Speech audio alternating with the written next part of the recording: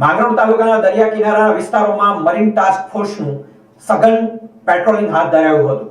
જૂનાગઢ જિલ્લાના માંગરોળના દરિયા કિનારે મરીન સેક્ટર લીડર માંગરોળની કચેરી દ્વારા સીલબારાથી દિવાસા થઈ સાંગાવાડા આત્રોલી ગામ કોસ્ટલ વિસ્તાર સુધી મરીન કમાન્ડોની અલગ અલગ હિટ ટીમો બનાવી સઘન પેટ્રોલિંગ હાથ ધરવામાં આવ્યું હતું.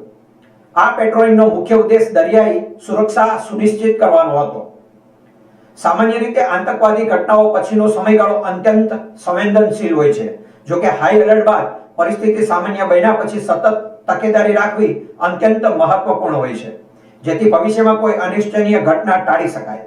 આ સઘન કોસ્ટલ પેટ્રોલિંગ એટીએસ અને કોસ્ટલ સિક્યુરિટીના અધિક પોલીસ મહાનિર્દેશક અમિત કુમાર વિશ્વકર્મા, દરિયાઈ સુરક્ષા અને મરીન ટાસ્ક ફોર્સના પોલીસ મહાનિરીક્ષક પીએલ માલ તેમજ મરીન ટાસ્ક ફોર્સના હજીરાના પોલીસ અધિક્ષક એસ.જે. પરમારના માર્ગદર્શન હેઠળ કરાયું હતું.